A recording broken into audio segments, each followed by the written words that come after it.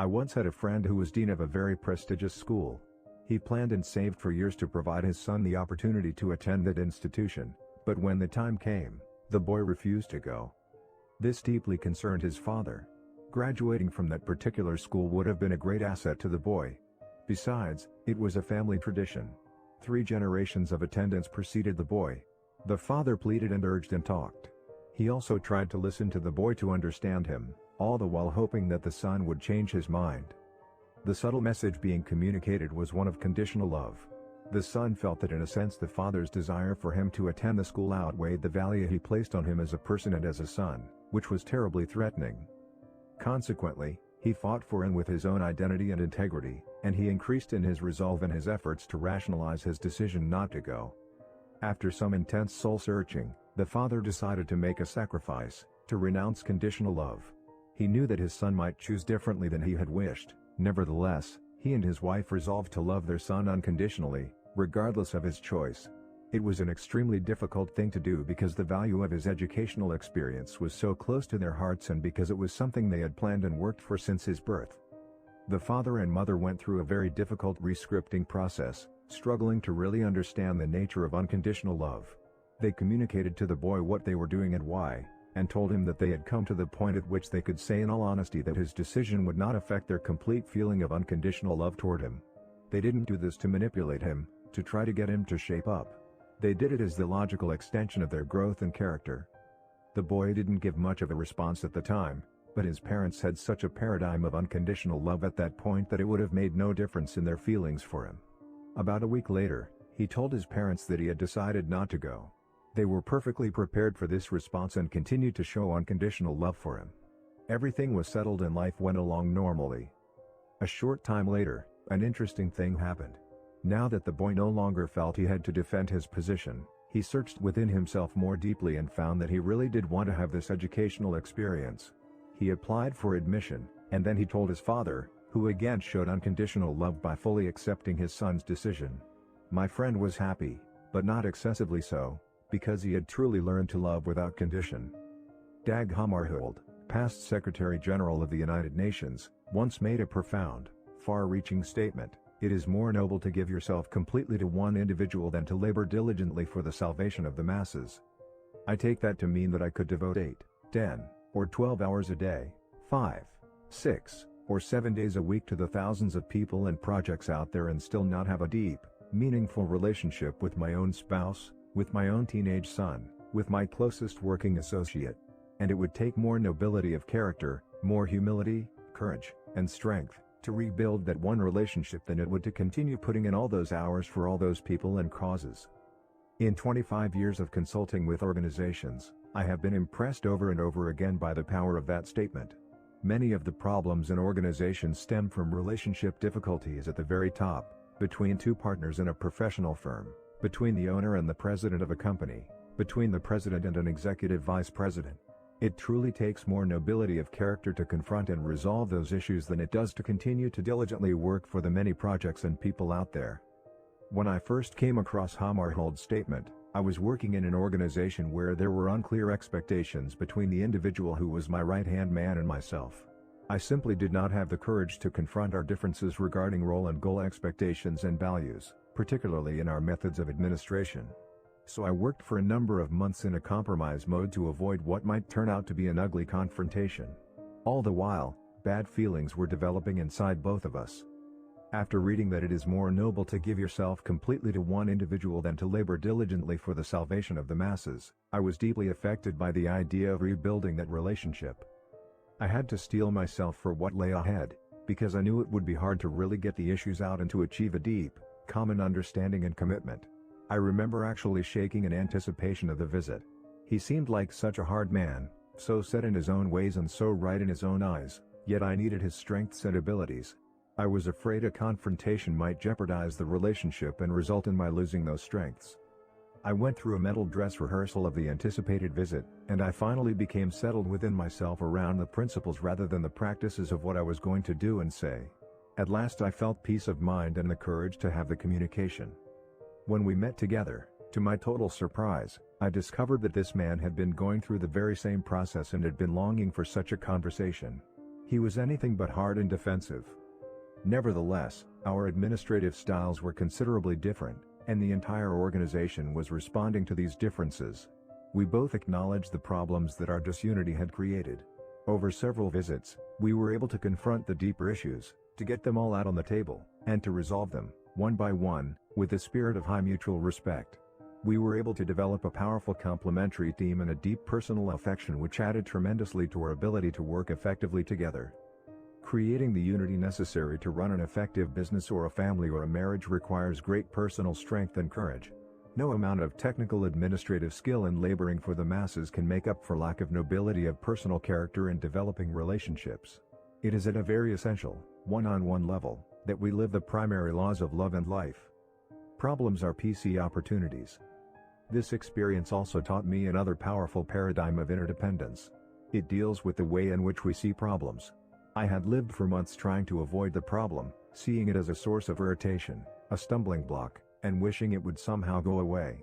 But, as it turned out, the very problem created the opportunity to build a deep relationship that empowered us to work together as a strong complementary team.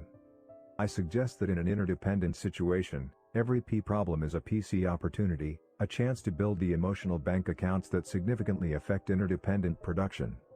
When parents see their children's problems as opportunities to build the relationship instead of as negative, burdensome irritations, it totally changes the nature of parent-child interaction. Parents become more willing, even excited, about deeply understanding and helping their children. When a child comes to them with a problem, instead of thinking, "Oh, no, not another problem," their paradigm is, "Here is a great opportunity for me to really help my child and to invest in our relationship." Many interactions change from transactional to transformational, and strong bonds of love and trust are created as children sense the value parents give to their problems and to them as individuals. This paradigm is powerful in business as well. One department store chain that operates from this paradigm has created a great loyalty among its customers. Anytime a customer comes into the store with a problem, no matter how small, the clerks immediately see it as an opportunity to build the relationship with the customer.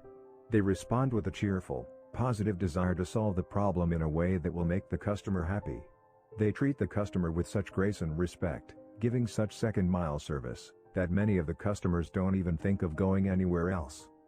By recognizing that the P/PC balance is necessary to effectiveness in an interdependent reality, we can value our problems as opportunities to increase PC. The habits of interdependence. With the paradigm of the emotional bank account in mind, we're ready to move into the habits of public victory, of success in working with other people. As we do, we can see how these habits work together to create effective interdependence. We can also see how powerfully scripted we are in other patterns of thought and behavior. In addition, we can see on an even deeper level that effective interdependence can only be achieved by truly independent people.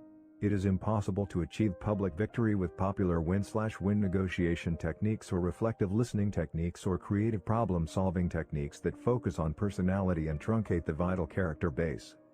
Let's now focus on each of the public victory habits in depth. Some of the details of this story have been changed to protect the privacy of those involved. Habit 4. Think win/win. Principles of interpersonal leadership. We have committed the golden rule to memory, let us now commit it to life. Edwin Markham.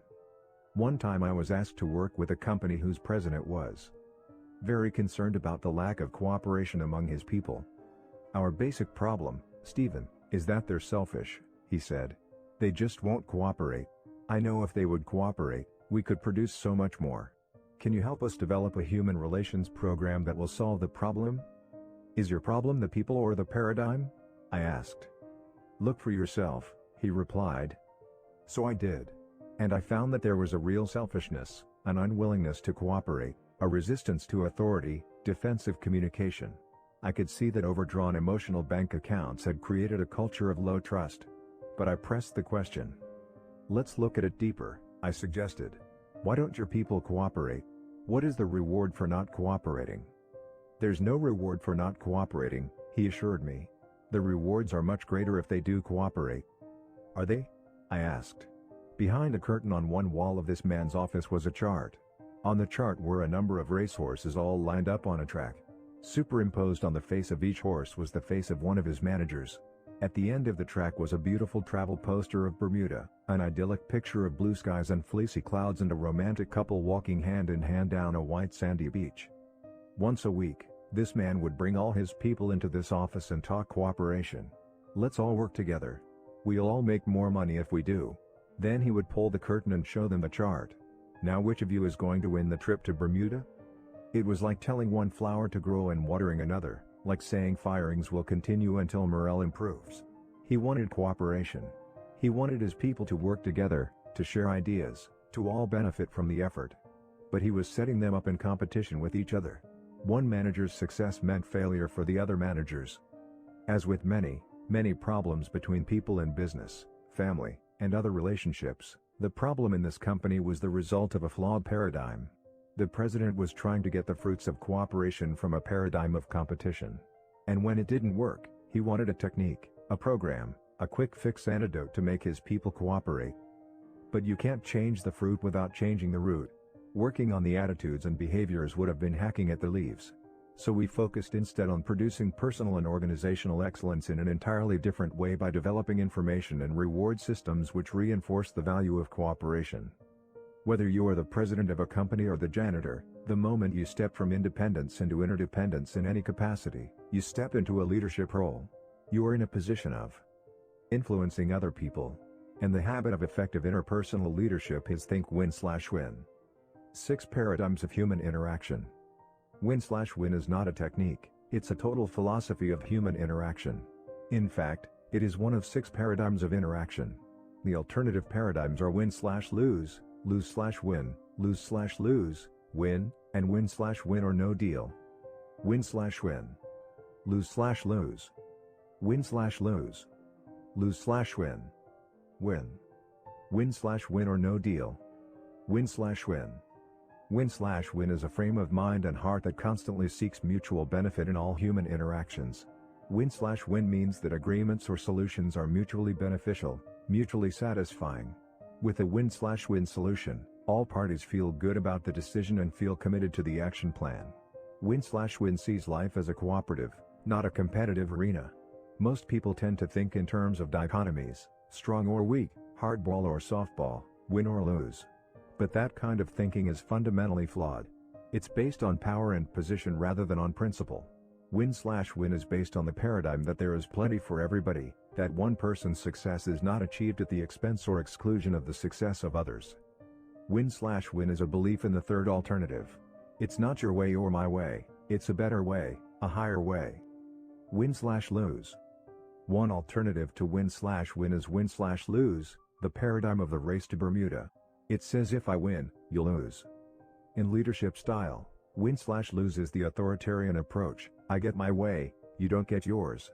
Win/lose people are prone to use position, power, credentials, possessions, or personality to get their way. Most people have been deeply scripted in the win/lose mentality since birth. First and most important of the powerful forces at work is the family. When one child is compared with another, when patience, understanding or love is given or withdrawn on the basis of such comparisons, people are into win/lose thinking. Whenever love is given on a conditional basis, when someone has to earn love, what's being communicated to them is that they are not intrinsically valuable or lovable. Value does not lie inside them, it lies outside. It's in comparison with somebody else or against some expectation. And what happens to a young mind and heart, highly vulnerable, highly dependent upon the support and emotional affirmation of the parents, in the face of conditional love? The child is molded, shaped, and programmed in the win/lose mentality. If I'm better than my brother, my parents will love me more. My parents don't love me as much as they love my sister. I must not be as valuable. Another powerful scripting agency is the peer group. A child first wants acceptance from his parents and then from his peers, whether they be siblings or friends. And we all know how cruel peers sometimes can be. They often accept or reject totally on the basis of conformity to their expectations and norms, providing additional scripting toward win/lose. The academic world reinforces win/lose scripting. The normal distribution curve basically says that you got an A because someone else got a C.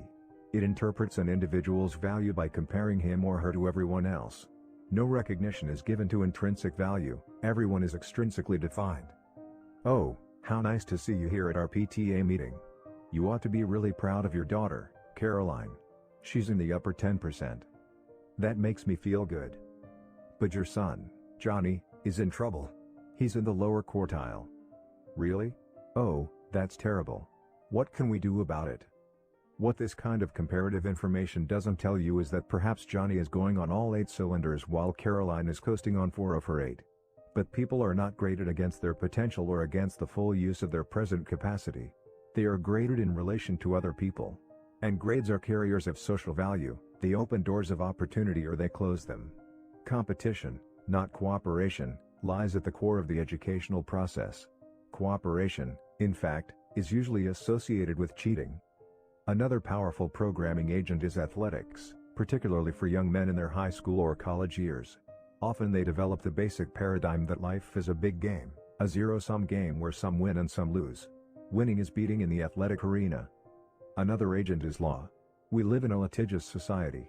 The first thing many people think about when they get into trouble is suing someone, taking them to court, winning at someone else's expense. But defensive minds are neither creative nor cooperative. Certainly we need law or else society will deteriorate. It provides survival, but it doesn't create synergy. At best it results in compromise. Law is based on an adversarial concept. The recent trend of encouraging lawyers and law schools to focus on peaceable negotiation, the techniques of win-slash-win, and the use of private courts, may not provide the ultimate solution, but it does reflect a growing awareness of the problem. Certainly there is a place for win-slash-lose thinking in truly competitive and low-trust situations. But most of life is not a competition. We don't have to live each day competing with our spouse, our children, our co-workers, our neighbors, and our friends. Who's winning in your marriage? Is a ridiculous question. If both people aren't winning, both are losing. Most of life is an interdependent, not an independent, reality. Most results you want depend on cooperation between you and others. And the win-slash-lose mentality is dysfunctional to that cooperation. Lose-slash-win. Some people are programmed the other way, lose-slash-win. I lose, you win. Go ahead. Have your way with me. Step on me again. Everyone does. I'm a loser. I've always been a loser. I'm a peacemaker. I'll do anything to keep peace. Lose-slash-win is worse than win-slash-lose because it has no standards, no demands, no expectations, no vision. People who think lose-slash-win are usually quick to please or appease. They seek strength from popularity or acceptance. They have little courage to express their own feelings and convictions and are easily intimidated by the ego strength of others. In negotiation, lose-slash-win is seen as capitulation, giving in or giving up. In leadership style, it's permissiveness or indulgence. Lose-slash-win means being a nice guy, even if nice guys finish last. Win-slash-lose people love lose-slash-win people because they can feed on them. They love their weaknesses, they take advantage of them. Such weaknesses complement their strengths. But the problem is that lose-slash-win people bury a lot of feelings. And unexpressed feelings never die, they're buried alive and come forth later in uglier ways. Psychosomatic illnesses, particularly of the respiratory, nervous, and circulatory systems, often are the reincarnation of cumulative resentment, deep disappointment and disillusionment repressed by the lose-slash-win mentality. Disproportionate rage or anger, overreaction to minor provocation, and cynicism are other embodiments of suppressed emotion. People who are constantly repressing, not transcending feelings towards a higher meaning find that it affects the quality of their self-esteem and eventually the quality of their relationships with others. Both win-slash-lose and lose-slash-win are weak positions, based in personal insecurities. In the short run, win-slash-lose will produce more results because it draws on the often considerable strengths and talents of the people at the top. Lose-slash-win is weak and chaotic from the outset. Many executives, managers, and parents swing back and forth, as if on a pendulum, from win-slash-lose inconsideration to lose-slash-win indulgence. When they can't stand confusion and lack of structure, direction, expectation, and discipline any longer, they swing back to win-slash-lose until guilt undermines their resolve and drives them back to lose-slash-win until anger and frustration drive them back to win-slash-lose again. Lose-slash-lose. When two win-slash-lose people get together, that is, when two determined, stubborn, ego-invested individuals interact, the result will be lose-slash-lose. Both will lose. Both will become vindictive and want to get back or get even, blind to the fact that murder is suicide, that revenge is a two-edged sword. I know of a divorce in which the husband was directed by the judge to sell the assets and turn over half the proceeds to his ex-wife.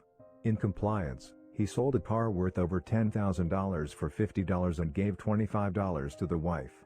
When the wife protested, the court clerk checked on the situation and discovered that the husband was proceeding in the same manner systematically through all of the assets. Some people become so centered on an enemy, so totally obsessed with the behavior of another person that they become blind to everything except their desire for that person to lose, even if it means losing themselves. Lose/lose is the philosophy of adversarial conflict, the philosophy of war. Lose/lose is also the philosophy of the highly dependent person without inner direction who is miserable and thinks everyone else should be, too. If nobody ever wins, perhaps being a loser isn't so bad.